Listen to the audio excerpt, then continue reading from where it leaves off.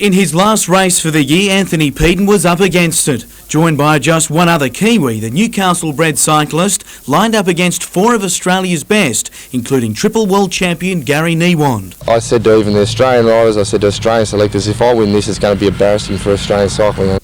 Peden's prophecy rang true with an upset finish that left the very squad he used to ride for red-faced. Despite some roughhouse tactics heading into the bell lap, Peden forced his way into the box seat, and with the finish line in sight, he made his move.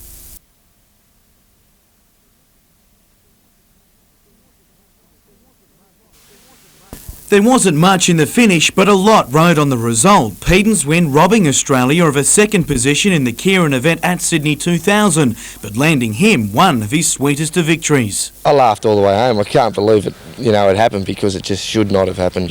The 29-year-old has blossomed since joining the New Zealand program last year, with a World Silver Medal and European Grand Prix wins to his credit, something he would have struggled to achieve if he'd remained on Australian books. They don't want someone from Newcastle to come down and win because it doesn't make the program look good or anything else. And the move was personal. It was for me to see how far Anthony Peden could go, and I'm going right to the top. Peden will now enjoy a 3-week break before heading back to Europe and continue preparations for Sydney 2000. Jim Callanan, NBN News.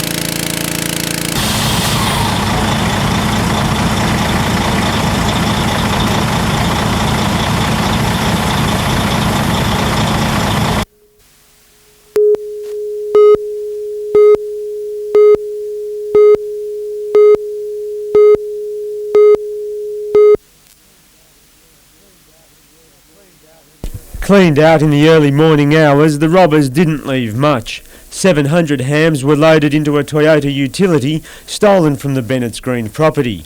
It was then driven through the gate at Ringle Valley's headquarters. This year's first shipment of Christmas pork was under lock and key. There's such a shortage in hams, and I don't think it's ever been as short as it is at the present moment. The hams have clear wrapping with no labels, and people may be tempted to buy them from the thieves as cost-saving Christmas tucker. And if they don't keep those hams cool and get them out of the truck, there's going to be a lot of sick people around. Later, at Green Hills, the Holiday Coast Credit Union was robbed by a man carrying a handgun. Police are examining a security video to determine his identity and say he ran off through nearby bushland.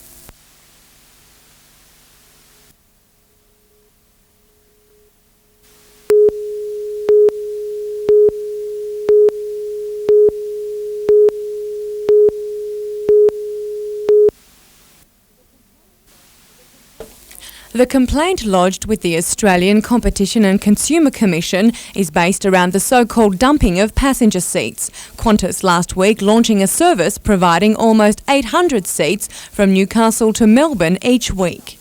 The end result is less business for Impulse at a time when demand for that particular route is at its slowest. It's issues to do with the amount of excess capacity that they're putting into a market, which is a growing market, but at the end of the day, we need to have a level playing field in relation to that market. Simon Westerway says Impulse is not shying away from competition, merely calling for a fair go. We've always embraced competition. We don't walk away from it, but we just want a fair crack at the whip at a market which we've developed. And look, Qantas can come on board. We're not saying that they're not, but it's got to be done in a fair manner, in an equitable manner. Meanwhile, the company is finalising expansion plans, which are expected to see Impulse launch a new jet service involving a fleet of Boeing 717 jets. Impulse is having a strategic review of its operations. That review is still ongoing. Yes, we're looking at some future opportunities. There's some big opportunities that are emerging in regional New South Wales, and we're just working through those at the moment. Amanda Bolger, NBN News.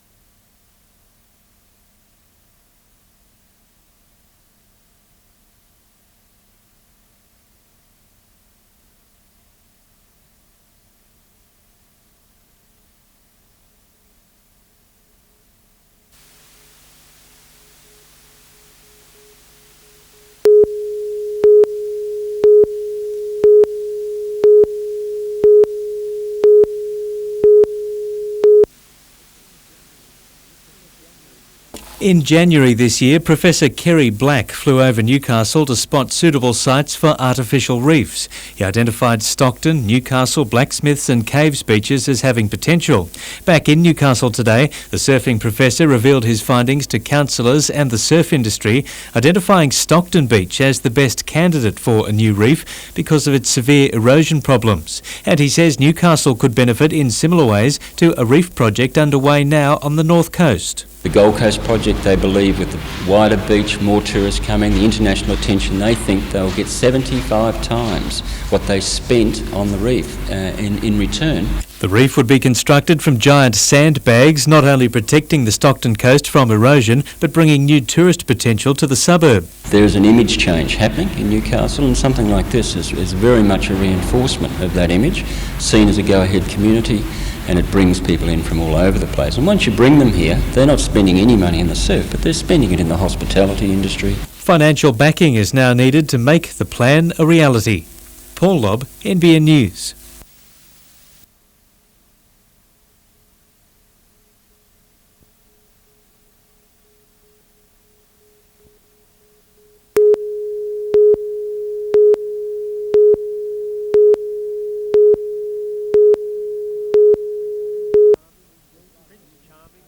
Prince Charming, Sleeping Beauty, reams of love letters and taped conversations.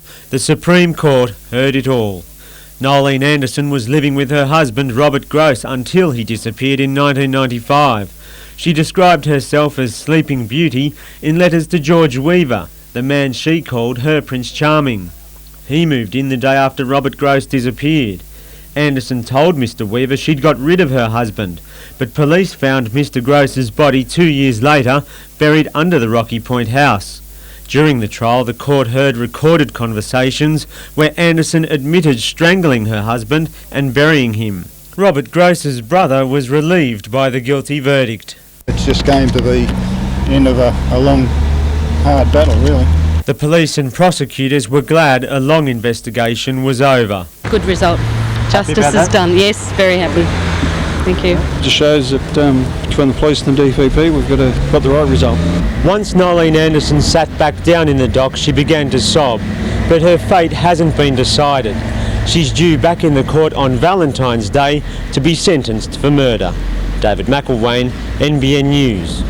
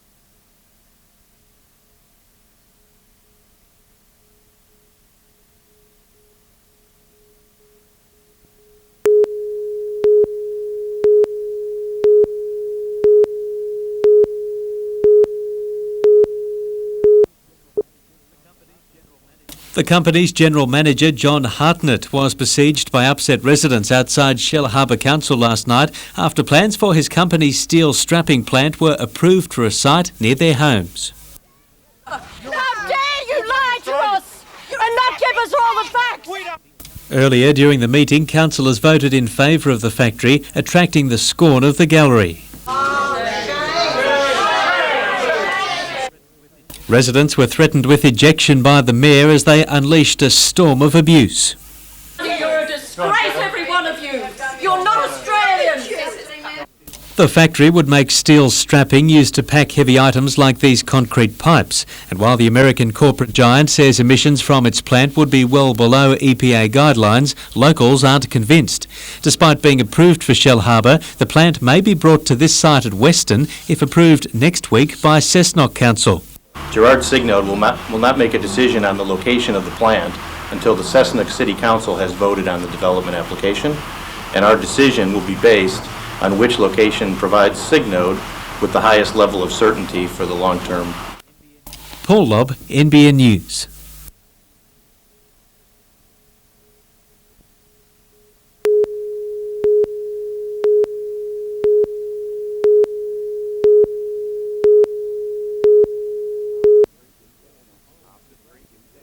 After 3 consecutive wins, the Breakers are on a high, but today they took time to lift the spirits of children from the fire-ravaged Heaton Public School.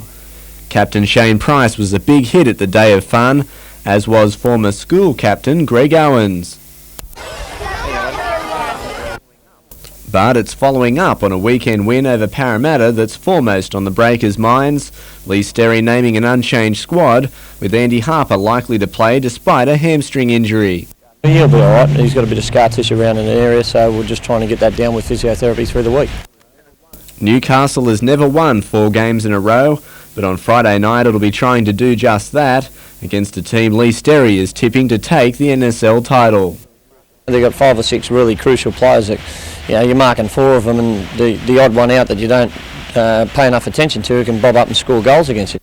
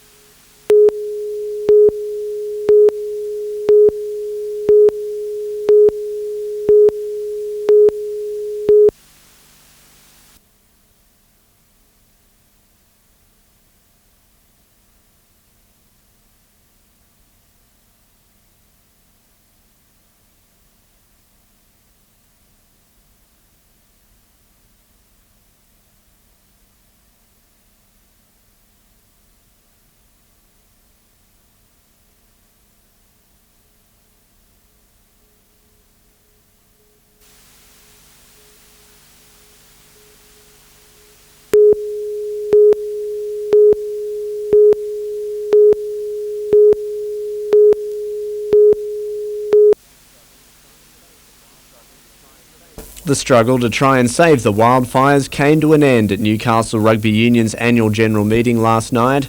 Club President Morgan Jones telling the gathering that all was lost.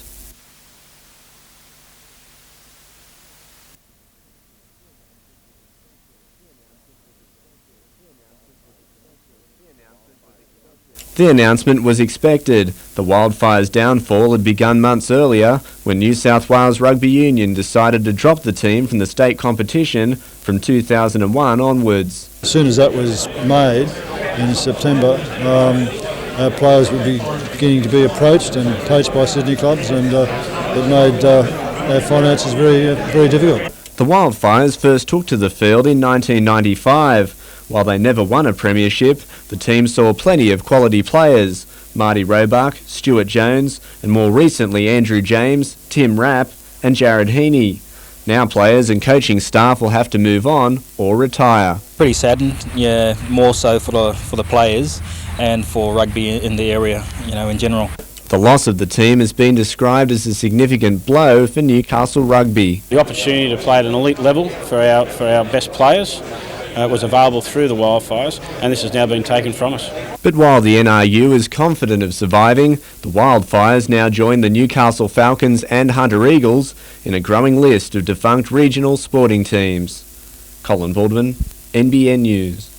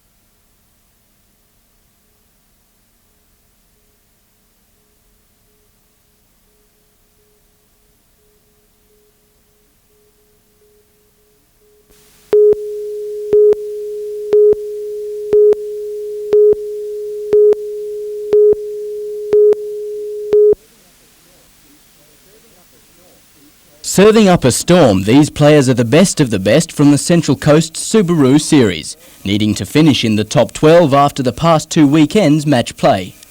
But those who have made it have set their sights high. I like the game, it's fun, enjoyable. Yeah, next Fat Rafter maybe. While he may have a way to go yet, Masters events such as these are the right kind of stepping stone young players need. It's a lesson being learnt by fellow tennis fan Adam Feeney, who's just returned from a Masters event in Melbourne. Ended up coming second in Australia for the year, which was pretty good.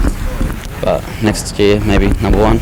And while a number one ranking is considered the big dream, players aren't kidding themselves when it comes to the intense effort required. 3 hours a day, 2 hours a day. I get lesson once a week for an hour. I do a squad each Friday and just train every day, hit and play tournaments a lot. Adam Harper, NBN News.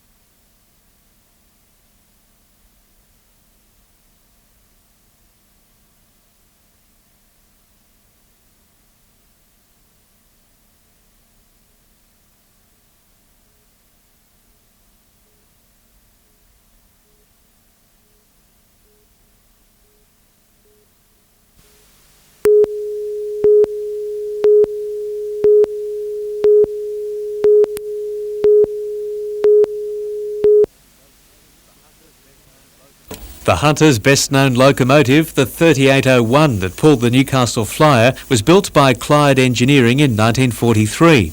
Now the same company is about to build 81 carriages for Sydney's new fleet of Millennium trains. Transport Minister Carl Scully officially launched the project today and opened Clyde's Cardiff workshops, which were formerly used by State Rail for 67 years. What it's worth to the local area, in fact, is about $65 million, and that includes material supply from various vendors. It also includes employment of up to about 170 people. While being shown the latest in robotic welding equipment being employed at the site, the Minister gave support to an extension of the contract to build another 120 carriages at the site. We'll be watching and seeing how well the company performs with the initial 81, but it's anticipated, yes, we will buy the whole 200, which will cost between $400 and $500 million. State Rail moved out of these workshops 4 years ago, but come January they'll again become a hive of activity as 170 workers begin returning to the shop floor. In just a few weeks they'll start the construction of the new Millennium train, which, as I said, will be on City Rail's tracks in about 18 months. Paul Lobb, NBN News.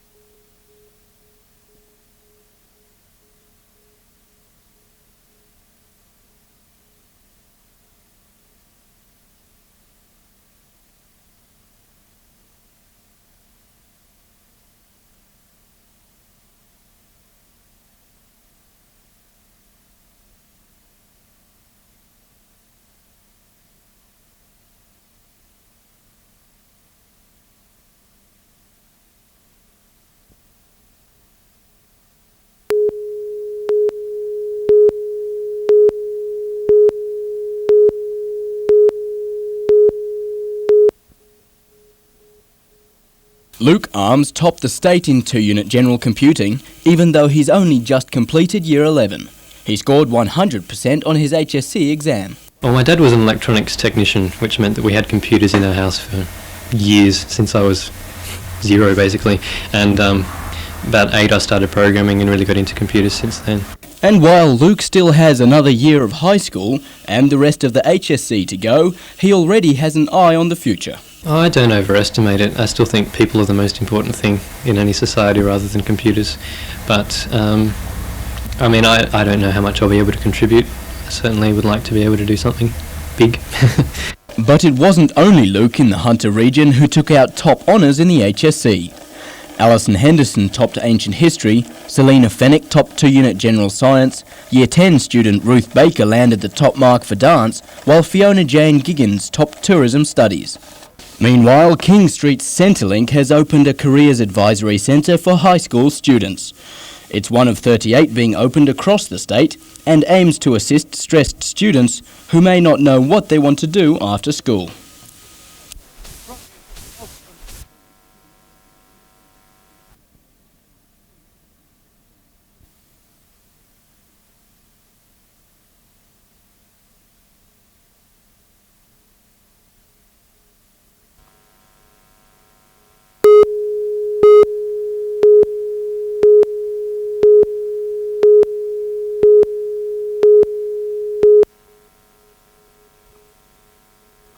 Morning showers delayed the start of play but did help Alex Chipchase add another 2 wickets to his haul as Illawarra moved to 4 for 57. The young Newcastle speedster would have made it 5 for the match, but the chance slipped through the hands of Garth Brooks. But in his next over, the same delivery drew the same shot, and this time Aaron Alley didn't let his bowler down. Batty gone for 37 as Brooks celebrated the quick replay. That brought 16-year-old Bernie Phillip to the crease with the game in the balance, but the youngster wasn't overawed, spending time hitting balls over the fence in his swashbuckling 56. Together with Robbie Andanevsky's unbeaten 52, the pair put on 92 for the 6th wicket to help Illawarra to a 3-wicket win. Indoors and budding stars rubbed shoulders with some former champions, including one-time state and Australian rep Steve Rickson. He's heading a host of first-class coaches in a 3-day clinic at Cooks Hills Howsat Fitness Centre. And girls are being actively encouraged, with Newcastle's own Belinda Clark will be on hand on Wednesday after being named to lead Australia in the coming one-day series against England and New Zealand.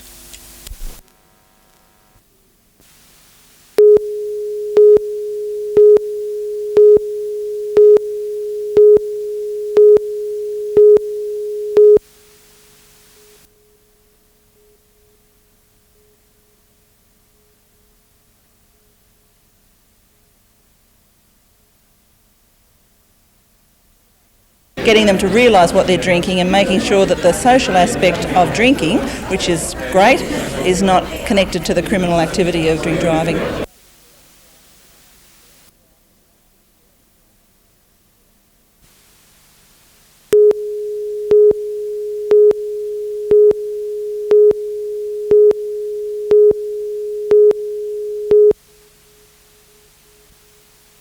Jeff Smith will tell anyone who asks there's truth in the saying that something good can come out of something bad. When he lost his job at BHP, he was at a loss as to what to do next, his future uncertain, until the Business Enterprise Centre stepped in to nudge him in the right direction. You just got to make the most of your opportunities, and you know the payout was an opportunity, or you could take it either way. He's now putting the finishing touches on his cricket supplies and memorabilia framing shop in Mayfield. BEC's Development Officer David Baker has given a number of former BHP workers advice and encouragement, with 24 of them setting up their own business. We've got a range of businesses, from people who do worms and compost and lawn mowing to businesses that are into bed and breakfast like Guest House. He says the motivation and innovation of the redundant workers has been inspirational, with many of them following a lifelong dream. And I think that's the big thing, is while you're in a job, you sit there, you're secure, you don't think about moving until you have to. When you do, it's like an opportunity.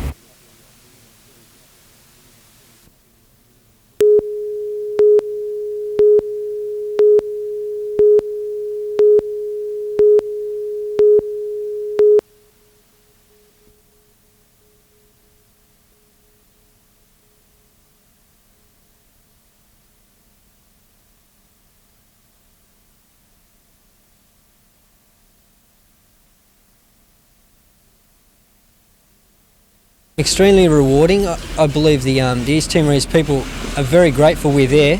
They didn't stop praising us, yelling out Interfet, yelling out Australia good.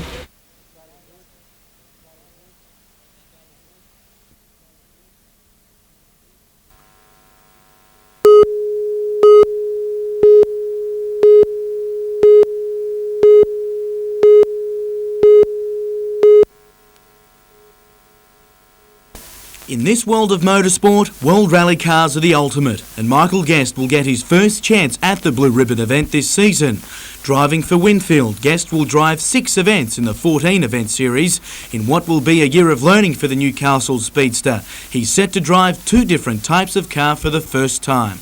I'm going to start off in Hyundai's Evo 2 kit car, which you see behind me here, and then move into the World car, which is just mind-bogglingly exciting actually. And being a part of a factory team has other benefits as well. Guest and his Newcastle co-driver David Green will learn from teammates such as Kenneth Erickson and Colin McRae's brother Alistair. You can't buy that sort of help. Meanwhile, at Newcastle Speedway, it's not quite a changing of the guard, but certainly a sign of things to come. Australian Super Sedan champion Ron Pine was joined by his nephew Luke and David Robinson to look at the track they'll tackle as a team in the coming Test Series against Queensland. Ron's brother John makes up the 4-man team, with Ron under some pressure after not racing much this season. Obviously you don't get that number 1 on the door given to you, and has probably swayed him a little. I won't let him down, don't worry about that. The 2 teenagers are rising stars on the Super Sedan circuit, and they can't wait to race come Boxing Day. Just a great honour to be in this test match between New South Wales and Queensland. All the good drivers I think we'll learn during the night. Like David, Luke is following his father's footsteps as well. Well, I've been following my dad around ever since I was born really, and they've been racing just as long, so it's a strong team, and I've watched them a long time, so we pretty much know what they got it.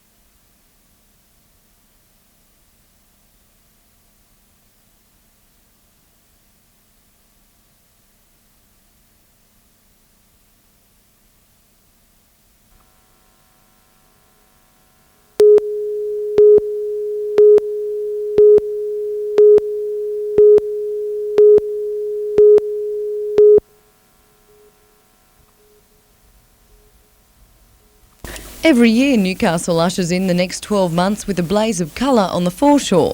The fireworks display is on the drawing board again, but this year there's something different. The first night's about getting people involved in the arts. So it's about not sitting back and watching and being entertained. It's about being a part of it. The Hunters Police will be at full strength, doubling their numbers on the night to put 160 officers on the beat. The instructions that I have given to my police is to ensure that they facilitate people enjoying the new year, that people can come into town and enjoy what is being offered.